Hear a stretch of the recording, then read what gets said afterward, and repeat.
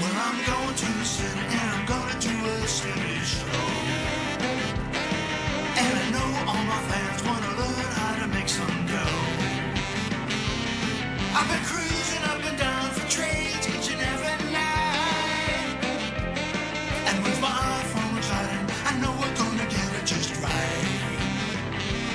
I'll get inside your mind, we'll have a real good time. We're gonna trade today, we gotta trade today. Go askSlim. Hi, I'm Steve Miller. Call me Slim. And this is the askSlim Market Week. It's a look back at what happened in the financial markets in the past week, and a look forward to what might happen in the next week. Hopefully, lots of great ideas and opportunities for you throughout the show. Well, the stock market rebound ended abruptly this last week as the huge relief bounce that came that brought investors back in big time turned into, what did I do? The S&P 500 had vaulted to the upside about 250 points in just 10 trading sessions after that big decline, and now gives up over 140 points to the downside from peak to valley in just a matter of 4 days.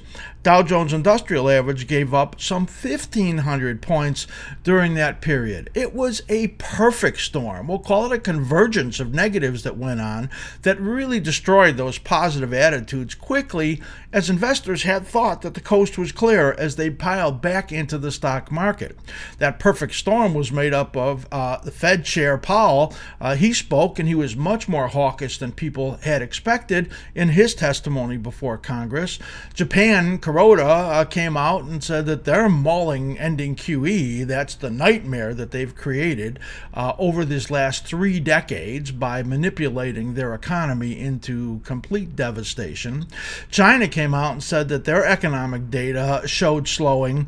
And then the ghost of the Great Depression came forward as images of Hooverville came out and discussion of Smoot-Hawley comparisons. Yeah, that was what happened back in 1930 as the Great Depression was taking hold, and Herbert Hoover came out and signed Smoot-Hawley, which essentially put tariffs on a large number of products. In fact, 20,000 products is what got tariffed, and an average tariff of about 40%. So President Trump has gone rogue here, essentially, in putting 25% tariffs on steel and 10% tariffs on aluminum, but other countries are screaming about it, and the EU is already talking about retaliation. And there is apparent disarray in the Trump administration. Well, it's been seemingly getting worse and worse, but now talk is that their chief economic advisor, Cohen, who was thinking about resigning, now has gotten closer to it because of these tariffs. And what's really interesting is that China is not the top, nowhere near the top as far as an exporting country into the U.S. as far as steel goes. All that talk about that is way off the mark, as China doesn't even show up in the top 10. As a matter of fact, the top exporter of steel into the U.S. is Canada at 16%. Brazil is second at 13%. So we're, essentially putting tariffs on a trading partner that shares our border and has been a pretty good trading partner over all of these decades and decades. So it's really a strange thing when you look at this, and absolutely, in my opinion, as a free market person, a horrible idea. POTUS is far from a free market guy. In fact, he is a protectionist. This only hurts consumers as far as I see it.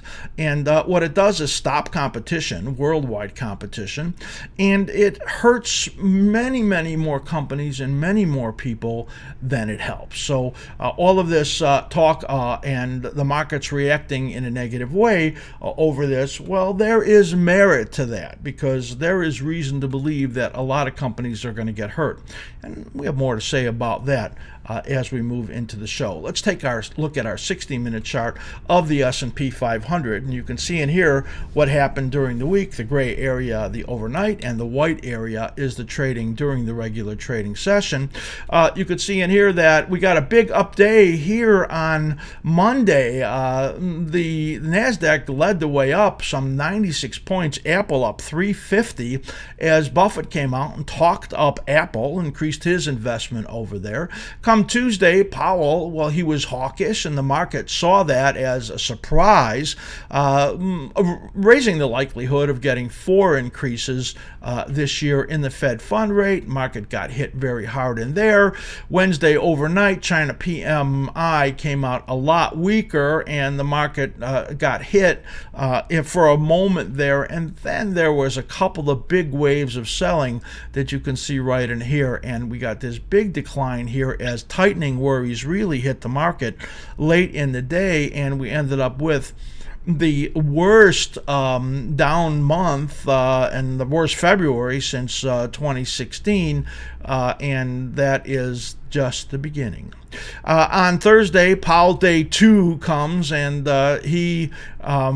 his comments seem to, calm the market right in here. Powell said no evidence of wage or economic overheating, and we got the big pop that came right there, and it came right back down. You could see that. And then over here, we got the confirmation that Donald Trump confirmed tariffs on steel 25%, aluminum 10%, and that trade war fear started to come in. Dow plunges something like 500 points or worse. On Thursday, that was bad. And then overnight on Friday, there was selling worldwide. We've gotten a rebound off of here as we've hit some short-term resistances, short-term supports, but that rebound in there is, in my opinion, something to be pretty skeptical about. This is a week that we saw some major selling coming in, and this has to be extremely disappointing for the bulls when you see this kind of rejection after that move. Stock market for the week, we saw declines in the major indexes surrounding that 2% level on the downside. The Russell may be a little better than that, and most of them 2 to 2.5% on the downside at the worst levels. And that was after Monday that saw that big gain, 1% plus. So they've given up a lot of ground here in these last 4 days. Bond market flat. Despite the hawkish Powell, as the big decline in the stock market helped the bond market move up, and our short-term and intermediate term analysis has had a bounce due in here. And this is a pretty feeble activity for the bond market as we get this big hit in the stock market, and bonds not really getting a flight to safety bid. They got it for just a brief couple hours, and then all of a sudden sellers came in. So there were a lot of sellers out there in the bond market. Dollar got a couple of ticks up. It wasn't really much going on in there. It was a strong start to the week, and then gave it up in the last couple of days, Thursday and Friday. So not much change in the dollar at all. Gold and silver, even though they had a big rebound on Thursday and Friday, they were still down on the week. Silver just a touch, and the gold market down about $10 on the week. So that's all here as we have about 90 minutes left to go in the trading session on Friday. Oil gets hit hard, down about 250 on the week. It's following our patterns really nicely in there. I'll show you that also in the short-term view. And the news is that the rig counts are going up pretty big, and you got up over $60 a barrel, and it enticed a lot of drilling. It's enticed a lot of the shale producers, and we're already at record levels of production and about to take over the world as the biggest producer. So there's a real tough fundamental picture here for oil, which we think has basically seen its best levels for the year. So On February 6th, I did a big picture view of the stock market. We do big picture analysis on all the major markets, occasionally, maybe once every month or two. And we did the stock market then, and we talked about the risks going up. That was just a few weeks ago. And that the technical analysis or our cycle analysis shows danger. Now, with all this bad news in the background that we're seeing, it aligns perfectly. That's that perfect storm, getting in alignment with the technicals, and we think that the risk favors the downside in a very significant way, and that is very likely to continue. You're going to want to see that video because it's highly technical. It really illustrates cycle analysis the way I do it on a big picture, looking back historically at markets all the way back for about 60 years, showing you situations that were very similar to what we have right now. And I've now moved that video into our level 1 membership. In other words, it's free. All you have to do is become a level 1 member at askSlim.com, and then you just click into my dashboard and you will see that as a free video. We've got half a dozen good videos in there that are free that you'll be able to enjoy. So become a level 1 member, and then you'll be able to see our big picture analysis on the stock market. That's the opening. I'm going to be right back with the best and worst stocks for the week.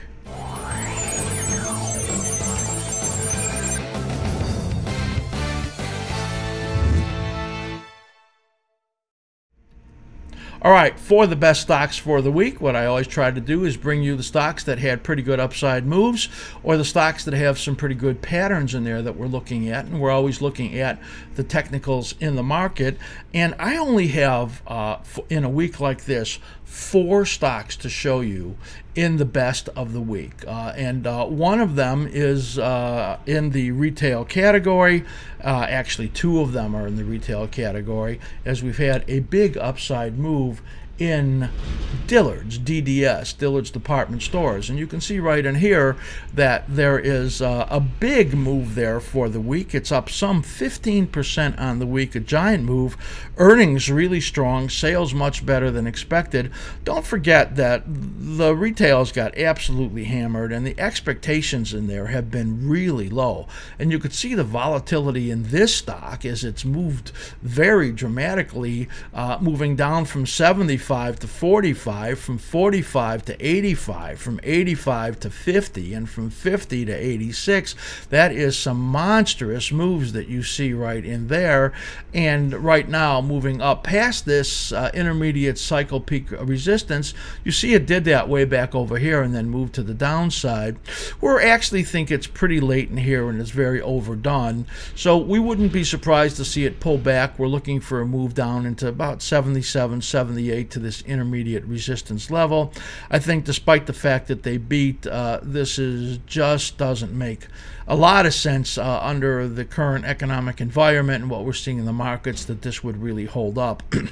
And you could see other times when it had big rallies, it just gave these major rejections to the downside. So I think that buyers that are moving in right now are getting a little sucked in right now, and that it is likely to give at least some pretty significant pullback. We're going to call for like an 8-point drop here in the next month based on the cyclical patterns. Where do I get that from? Well, we look at cycle analysis right here, and you could see this drop right over here is lining up with these 2 patterns right over here, and that's where we get our timing. And you could see these patterns, the rally and the sell-off, the rally and the sell-off, all lining up just absolutely beautifully in there. So that's a look at Dillard's Department Store. The next one you're going to look at is Macy's. That's M, and you can see it has moved up nicely, and it also is in a place where the next month has some risk. It hits this major 50% level or close to it right over there, and then gets ready, I think, to roll over. Here's the correction due into late March, early April, and you can see our projection right over here, and that takes it down to about 28. That's probably a buy area, as you could see that we then project it to move up to the upside again after that. So I think chasing Macy's is probably a mistake right now, as they came out with their first sales increase in 3 years. Gap Store is also up about 2%, and that pattern is looking positive also. CNX Consol Energy, a stock that's on our list of the best stocks for 2018. This stock in the coal category, it gets a big move to the upside, some 7% on the week. There is not anything that I see in the news background that really moved this very significantly, but it's a positive pattern, and we're looking for it to get up to this area of 18 to about 1860 in this upward move, and you can see our upward projection in there. That is Consol Energy, and the last one we're going to look at is DDD, Triple D. And you could see again our cyclical analysis in here. It's remarkable when you look at the wave action and how these important low areas, this one, and this one, and this one, all are followed by the rallies as they're supposed to come. Cyclical patterns are just an amazing way to see the forces in the market, and now moving up pretty significantly into this resistance zone, a major 23.6% right there. And this stock gets a solid gain. They guided upward, but now we're at this resistance, and they have a very huge competitive problem here because Hewlett-Packard is just going into their business, and that is some very, very big competition for Triple D or 3D printing. So that is a stock that we think is getting into a trouble area, and we would not chase it over here. Do you like this kind of cycle analysis? Well, this is the way we look at charts. Much different than what most analysts look at. In fact, most of them are looking at pretty conventional style of analysis. I'm really one of the few cycle analysts out there, and I have developed this style of analysis over the last 40 years, and I'm now doing a cycle workshop. It's a video workshop that has 20 plus videos in it, some 13, 14 hours plus of viewing, and it's my work all shared with you so you can learn this type of analysis and use it for your benefit in the coming decades, just like I have. You're going to want to take our workshop, and we're going to be running a special for people who who sign up for it for the pre-launch. So if you go to the askSlim.com website, go to the bottom of the front page, and you can then sign up. It'll just take your email address. And then you'll be on the list to get the special pre-launch pricing. So make sure that you sign up there. There's no obligation at all. We will then, after that, be sending you information when we are ready to launch. Our target now is around mid-April, and hopefully we will have that ready to go, and you will learn more about charting and about cycle analysis and many aspects of it than you ever could. It's just going to be absolutely an amazing opportunity for you. So be sure you go and get on that list for the special pricing. And if you like the charts that we're doing right here, our charts are available to use on the Thinkorswim platform. TD Ameritrade is our preferred broker, and that is why we do our charts on Thinkorswim, because it gives us the greatest ability to share with you what we do. So if you want to get our charts on your platform, just become a level 4 member, and then you get all of our rankings and trade setups and all of our video library, and you can get that all, try it for a month for just $64.50. That's our 1-month trial membership. You want to try that? All you have to do is write me, slim@askSlim.com. I will send you a special link that you'll be able to sign up, and for half price for a month. If you don't like it, just cancel, and if you do, well, you're going to get an amazing amount of information just month after month as we continue to do this. So ask for our special level 4 membership. We're going to be right back as we're going to look at the worst stocks for the week.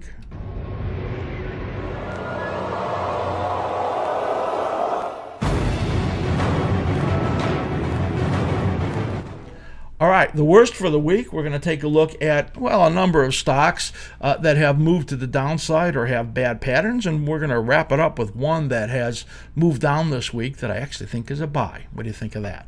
So we're going to start out by looking at Foot Locker, that is FL, and this stock moves to the downside in dramatic fashion. And you can see it gets right into major resistance area and then moves down. One of the neat things about cycle analysis is that because of the very obvious levels of, we'll call them swing high or swing low levels, then it gives us the idea of how to put support resistances in. That's one of the videos that'll be in the workshop, is about how to put in these zones where a stock is likely to rebound to or fall to in the case of an upside stock, and that it becomes an obvious place that it would reverse to the downside or reverse to the upside. So as you can see in here, it failed in the perfect zone right over there and then moved back to the downside. 21% down on the week, and that is a pretty bad pattern. Our projection, our highest projection, is right down here to under 35 bucks, based on it having about another month to decline, and that's a pretty good support area right there at the 78.6%. Take a look here at the daily chart. Now that was the weekly, and that's where the core of our work is done, but we do daily work also, and you could see in here, look at that head and shoulders top that formed. So here's the weekly where you could see that red zone, and here is the daily where the head and shoulders formed within that red zone, and here is your day-to-day on high volume moving to the downside. This is a breakaway gap on the downside as it moves under that moving average. Note the breakaway gap on the upside here as momentum turned positive. Now momentum turns negative on this big downside gap. Here's that head and shoulders measured target down under 35 right there. That exactly lines up with what we said on the weekly pattern. So this is a bad looking pattern in here, and don't exactly think that this is going to be over with for a while. Foot Locker down 21% and looking pretty bad when you look at that. And there's that weekly chart again. Let's switch over and look at LOW. This is Lowe's.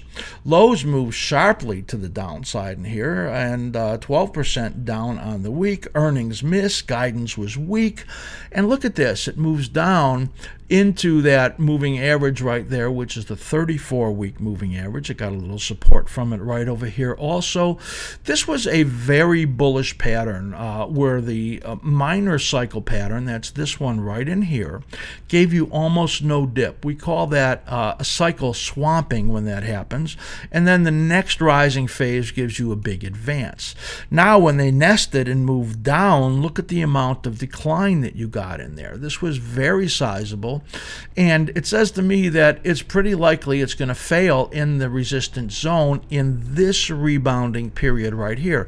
Yes, we're at a period where a low should be coming and then get a rebound, but I don't want to buy this one because of this pattern, and especially when you look here at the daily pattern. Now take a look here as our momentum indicator. Our favorite one is called the slim ribbon. Here's where it turned positive momentum. You can see that arrow right over there as it moves up from 80 to 108 in that positive momentum.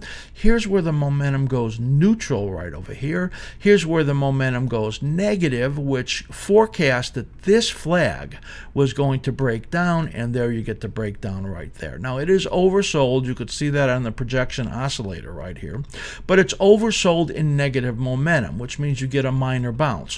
When it's oversold in positive momentum, you get big upside moves. You can see that. So we call this the best analytical pair that we know as far as momentum goes, the projection oscillator and the slim ribbon. Fantastic that you see right in there. And right now on that weekly, projecting to a bottom coming, and we think that it will get a bounce, but we don't trust it after that bounce. McDonald's MCD is the next one we're going to look at.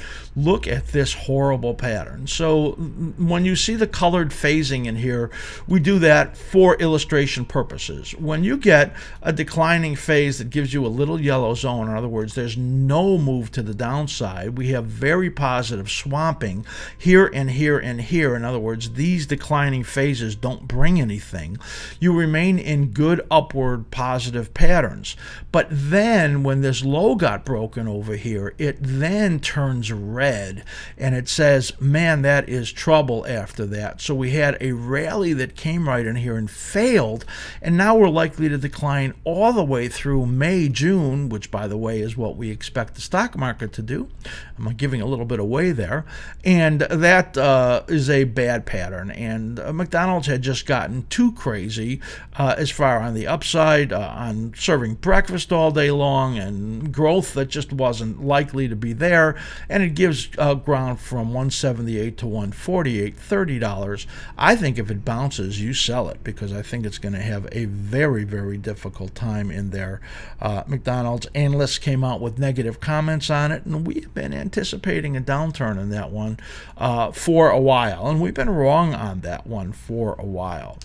So I've already mentioned pretty significantly about my opinion about the tariffs and the fact that it hurts more companies than it helps. Yeah, it's going to help the aluminum companies, and it's going to help the domestic steel companies, and the question thing is maybe it'll help them because what happens is that the manufacturers that use their products get hurt in a big way, and they had some big declines this week, and these are some stocks that actually were pretty strong and now have gotten pretty weak. Tariffs hurt, and they certainly hurt domestic manufacturers. Let's take a look at some of these domestic manufacturers, and you'll get an idea what has going on in here. Let's look starting at Borg Warner, BWA, and I'm going to show you a breakdown in here using our type of analysis called VTL breakdown, or valid trend line breakdown. You can put trend lines in a lot of ways, but VTLs, which are one of the chapters in our coming workshop, are the way that you can really tell the condition of a cyclic pattern and when something is breaking down or breaking out on the upside. We have had 1, 2, 3, 4 monstrous upward cycles that you can see right in here moving up over these weekly patterns. The rally comes and then it cracks through the VTL and breaks this low right over here. This is very negative when that happens. This decline takes it out into mid-May right over here. We wouldn't be surprised to see $42 on this stock, as it's already broken down, and again, a manufacturer whose prices are going to go up. And their profitability is going to go down based on already interest rates going up, and the tariffs coming in are going to hurt them because their input costs are going to go up. Caterpillar has been a monster on the upside. Now you can see this yellow zone in here. It points to it declining through mid-April or late April right there. This still is not a negative pattern as it's been a super, super strong stock. But the stock in here is giving this flag, and then this breakdown is a lot of warning. If it gets under this level at 133.5, that's a long way down, 14 points. That's going to be a very negative picture if it does that. We doubt that it'll do that, but Caterpillar gives up a lot of ground, moving from 173 to 147, 26 points on the downside, and there on a stock that would barely tick down at all. Cummins Engines, CMI, Cummins Incorporated is what it's called now. Here's some further analysis for you to look at. So these arrows in here are to show you cycle configuration. Configuration is what makes trends. When it's configured up, in other words, higher bottoms and higher peaks, you're configured in a bullish upward trend. Look at what happened here. A sign of a major top. You broke under this cycle low right over here, and you have turned this upward pressure into downward pressure. Thank you very much for increased interest rates and increased tariffs, because that's going to hurt that company who uses steel. Steel users get hurt, and this one looks like it's going to decline into mid-April, but this is a bad sign, because when you get a negatively configured pattern, you'll get a rally into resistance and another big decline following that. That's that ABC downward pattern in there. So Cummins Cummins really looks like it has run into problems in there in a big way. Take a look at the daily chart in there, and I just wanted to show you what momentum looked like. Here's where the momentum turned up, it had the big gain. Here's where momentum turned down, it had a big loss. Here's where momentum turned up, it had a big gain. And here's where momentum turned down, and now it's having big losses that just are likely to continue. So that's a look at Cummins, which is just in horrible shape. Take a look at Deere, DE, and you'll see in there another stock that was fantastic. If it breaks under this last low right over here, the low of that bar is 148.60, so that's about 4.5 points away, but it got pretty close. Then it's going to be in a red zone, a declining zone, into early June. The fact that it rolled over already, let's take a closer look in here so that you can see how it's rolled over. Note here, this cycle rallies almost the whole way and has a break of only a couple weeks. No break in here, and a positive right-hand translation is what we call that. And then this rally up that then gives it up right there. Still bullish. It's supposed to make a new high. It does, but gives it all up already. That's this rally in this whole period in here to decline. That is a sick looking chart, and I think that Deere is going to get hit in a big way. And we get some rally in this one. I want to get shorted.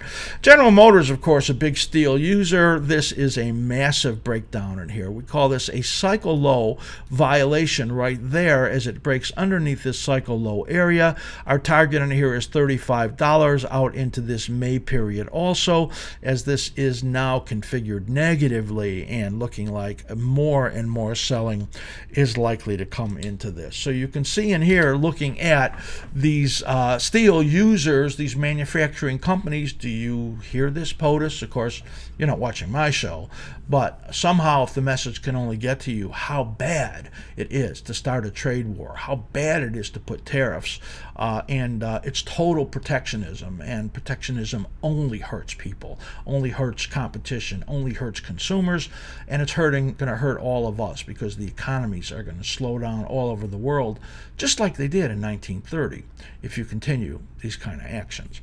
So now let's take a look as we look at some interest-sensitive stocks, and we'll just look at one of them. How's that? We'll look at Toll, T-O-L, which is, of course, a home builder, and the home builders were just monstrously strong, going up for 2 years without really any let-up until now. Now we have another one of these breakdowns going on.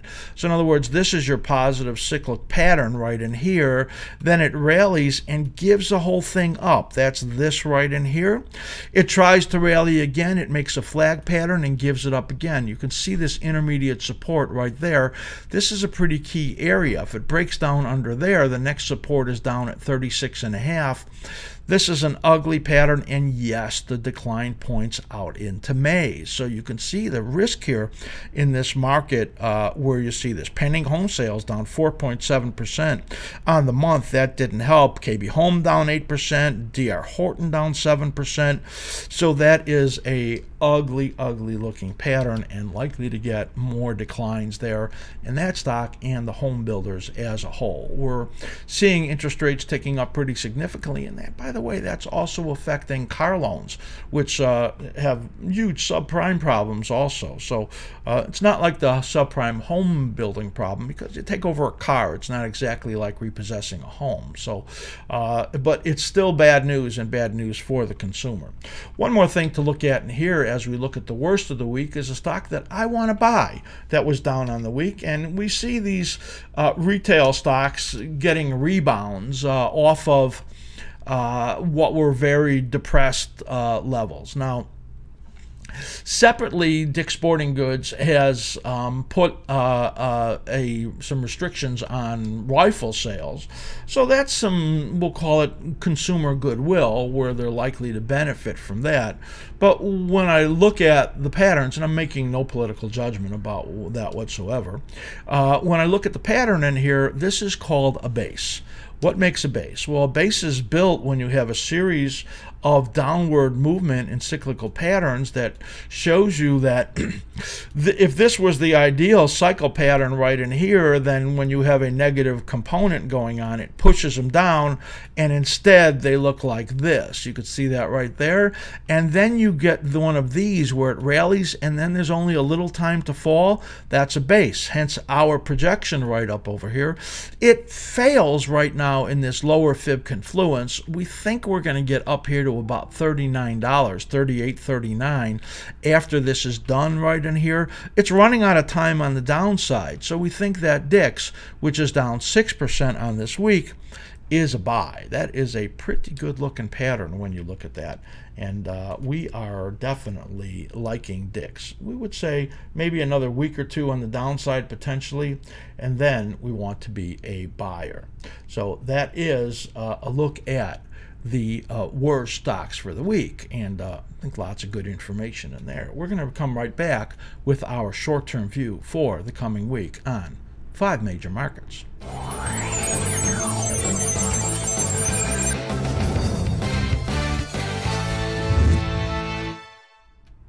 All right, so we do this every single week. We look at the short-term view. What we want to do is take a look at the daily charts. Usually we do an accountability of what we said the previous week. We were on vacation last week, so we didn't do a market week show. We didn't take a short-term view, but we're going to look forward at what we think is happening right now. We'll look at 5 markets: light crude, the dollar, currencies, the metals, the bond market, and the stock market.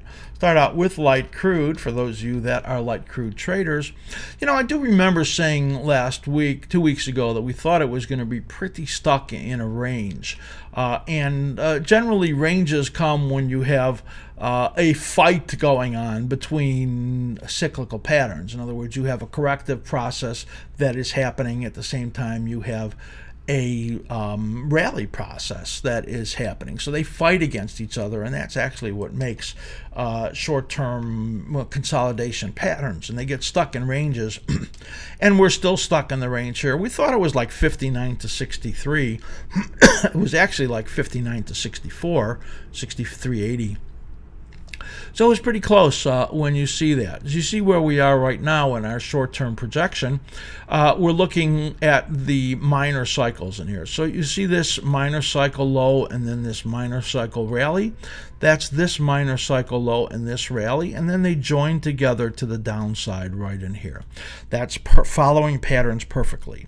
Then you get this pattern moving up and then correcting. That's this right here. Now at the minor support level, you see those 2 little hammers right there? Those are indicating that that support at 60.12 is really accurate. So we're looking for a modest up week this week. We think we're going to get a rally attempt, and then it's likely to fail in the 63 to 64 area right in here, and then roll over. We're going to call for, you know, a small rally that fails. I wouldn't be surprised if it only got up to 63 or a little less and then rolled over. So again, we're still seeing this range right in here as holding. Now, if it breaks under that level at 60.12, that's going to be a bad sign. What it would tell you is that this rally is very deficient and this decline will be stronger. So that's how we get the messages from the cyclical patterns. And in this case, we have momentum just zigzagging, and most of what we look at in here is going to have zigzag momentum. We're having in almost all markets a difficulty getting any momentum established at all in either direction. The stock market really zigging back and forth, so no established momentum in here. We'll call it indecisive as we see that, and we'll just call for a little bit of a rally and then starting to roll over. The dollar DXY, that's what we're looking at right in here. An interesting cyclic patterns in here. We expected that it was going to roll over right there. As a matter of fact, you can see our note to our chart subscribers that this action suggests that, you know, basically we were 2 weeks away from a low at that point. So we're about a week away right now, we think, from a low.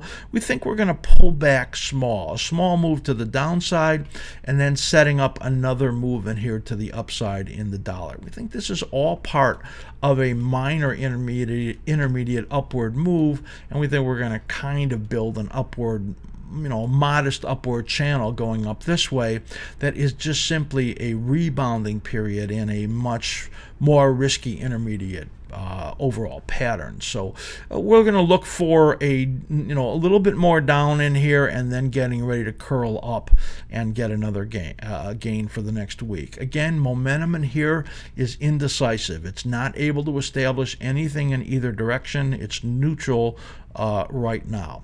The euro currency, which trades opposite the dollar, weighing about 56 or 57% of the dollar, is actually a little more decisive, and it's slightly negative in momentum and can't really hold its momentum in there either. So it broke this cycle support in here, started to get a rebound.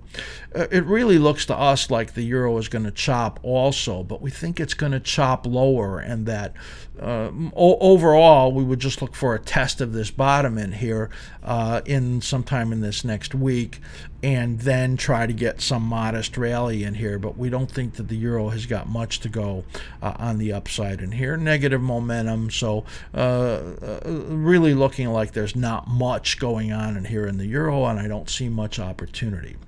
We were looking for the gold market to test, and that's basically what we got in here. And you can see that the got down to the bottom of this intermediate support zone, brought in off the weekly chart, and then gave you this test right here. Let me just get that where it's a little clearer for you to see, and gave this big hammer bottom right there. So that's a good sign that we've established this short-term low right in here. So we're looking for gold to move to the upside, and we're going to look for a modest advance right now, because overall we think that the longer-term trends may still need a little bit more work. So we're going to see 1335 to 1340 as the minor resistance level right now. And again, you can see the momentum in here has not been able to establish itself whatsoever. It's gone from positive to neutral to negative right now, and moving up in negative momentum right here just tells us there's probably not a lot of upside at the moment. So again, 1235, 1240 is about the best we see in the coming week, and then pulling back from that level. Overall, in the longer term, you're going to want to watch our big picture analysis in gold. That will do sometime in the next several weeks, which is going to be more favorable when we look at that. Here's the silver market also that we're looking at, and you can see in here it did the same thing. It tested these lows right over here and turns up. This is the short-term resistance area right there. We can see it getting up to about, we'll call it 1673 to 1693 in this next week. And again, we don't see any possibility or likelihood of getting a big upward surge yet in here. We still think there's work to do in this market before we can get there. So we're just going to look for moves to the upside that can't hold. Note in here again, we're going to look at our favorite momentum pair of studies. The slim ribbon in here negative. You can see that right in here. All the bars are red because of that. All the volume bars are red because it's negative momentum. And as the projection oscillator gets up in here, it's going to get overbought and then push it back down again. So that's why we don't think it can get much past that area of resistance right there in the silver market. And its time will come, but not right now. It just does not look very favorable. Let's take a look at /ZN as we switch to the bond market. And we'll just come in a little closer in here, and again the bond market moves up when it's supposed to and moves into this minor resistance area, and now you've got this close minor support that really signals a potential for a tight range. Now again, we're talking about ranges being established based on cyclic patterns. The intermediate pattern is pushing up right now on a longer term chart. The corrective pattern is pushing down on the short term chart. So what it does is it gets stuck when you have those fighting patterns going on. So we see a tightening range in here. As a matter of fact, for the ZNs, we could see it getting up to about this area of about 21 even, right up over here. We could see it getting down to the bottom of the support area right over there, which is at about 119.29. So that's a pretty tight range, and that's really what we see in the next week is a tight range. Stock market still having trouble and getting a bid coming in here from that, but not being able to hold anything. Now take a look here at the 30-year, and you'll see the same thing. Here's the range we're looking at. The bottom of that support zone, the top of that minor resistance level right over there, it's just trapped by upward pressure. In this case, you could see this cycle in here pushing up, this little one in here pushing down, and they're fighting against each other. So that makes for the tight range. Maybe a tiny little downward bias in there, but basically we're going to look at the range. 144.20 on the upside right over here is what we're looking for, and the downside 142.16 is where that is. If it gets above or below those, that could be significant, and if it gets below this level right over here, 141.13, which is not likely whatsoever, that would be a major negative occurrence. So we don't see that happening at this moment. Right now, we just see it really as stuck. So that is a look at the bond market. So now we're going to talk about the stock market. Stock market has gone back into what looks like free fall type nature, scared to death by higher interest rates, and the investors getting trapped essentially by the thinking that the all clear sign was out and finding that really we're in some nuclear turmoil when it comes to the tariff situation, and overall a market that really needs to correct after a very significant over 8-year advance manipulated by the Fed. Now when you think about the Fed potentially ending QE and Powell being more aggressive, if you added all those funds to the markets over the years, for like $4 trillion worth of money pumped into the economy, and then you start to sell off that stuff, well, if it's adding liquidity when they buy all the bills and bonds, then it's draining liquidity when they sell it all, and the markets are reacting to that, and it's going to be very hard to get any kind of a rally that is meaningful in here in the stock market.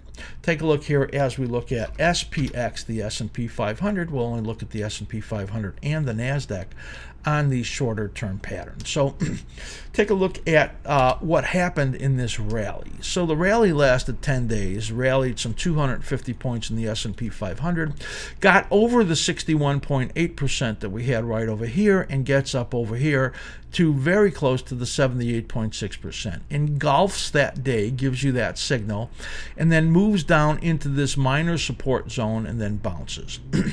We're looking at these cyclical patterns in here, and you look at the cycles on the bottom, it might seem confusing. The reason is because there's a minor cycle in here that shifted halfway over, and that essentially made this 3 cycles long versus 2 cycles long, which is what we've had. It's a rare situation. It was somewhat obvious to me when it happened, and then you can see it's falling back in line, and now following that light purple pattern that you could see right in here, where it then falls over and declines. So you have this declining period here is what we're in at this point. The downside of this, which we think will be 3 or 4 days in the downside more, comes down to about 26.30. If it's worse than that, it's a very much worse scenario.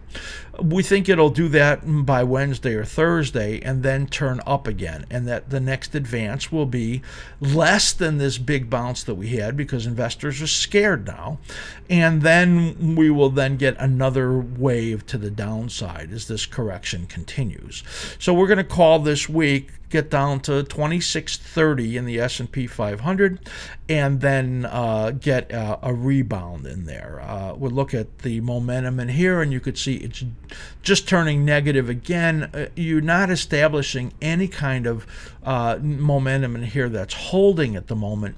To do that, you need to get the slim ribbons widening, and you can't do that. You see they narrowed in here, and they're still very narrow, so you're not getting that. Way back over here where they began to widen. You can see it drove the market up on that strong momentum. Now it started to widen in here and then just got narrow again. So it's hard to establish any momentum at the moment as the bulls and bears are fighting the war at this time. So 2630 on the downside is what we're looking for, and then a bounce in here, and we'll just look for that kind of a market that continues in the zigzag that favors the downside. The NASDAQ was stronger. As a matter of fact, it almost got back up to this all-time high right there and then turned down. It hit the top of the minor support zone. So our downward projection is at this 50% level, right in the middle of those two support zones that you see right in there. So remove that right there so we can get a little clearer look. There you go. And so we're gonna look at this 89-day moving average coming up right over here, and we're going to look at that 50% retracement level right there and say, well, at 65.85 looks like the downside on this. And again, we're going to look to Wednesday or Thursday as the bottom for this, and then getting another move to the upside, and then after that projecting moving up. At this point, we'll have a sell area in here at some point if this follows this pattern that we're looking for. So down part of the week and then rebound is really what we're looking for in a market that continues to struggle to gain momentum, but overall really looks like the downside is what's holding. Now I want you to note in here that you have the slim ribbon turning positive momentum right over here and remaining in positive momentum, and the projection oscillator as oversold and turning up. So that's establishing this level right over here as an important level. What it says to me is that the NASDAQ is likely to continue to be stronger than the rest of the market because this overall pattern is suggestive of that. So that's why we're looking for higher support levels in here. And then this upward projection may go even further. It depends on where the low is. We haven't really established that yet. But that's really what we expect, is a move down to 65.85, maybe a quick move and then a quick rebound. So that is a look at our short-term view of 5 major markets for the coming week. We hope you have loved the information that you saw here and that it helps you a lot to find good trades, learn a lot about the markets, and learn about trading. Don't forget, sign up for our special pricing on our cycle workshop that's coming up, 20 modules plus in there, plus support from me, ongoing support afterwards, or become a level 4 member for half price for 1 month and experience every single thing that we do. You are just going to find it remarkable if you have not seen it before. So I've got a great team in here that we need to support. We've got a person who works on RV who does my backup on all of my charting. We have Eric, who does all of our social media stuff. We have Matt, who works on our new product releases that we're working on, and a whole development team and management team that works on the website. So I can only keep bringing this to you if you subscribe. Then we'll get longevity in our business, and our team will get paid, and we can keep bringing you all of this great information. So please do support us and become a subscriber at any level. And I hope that you have a great week.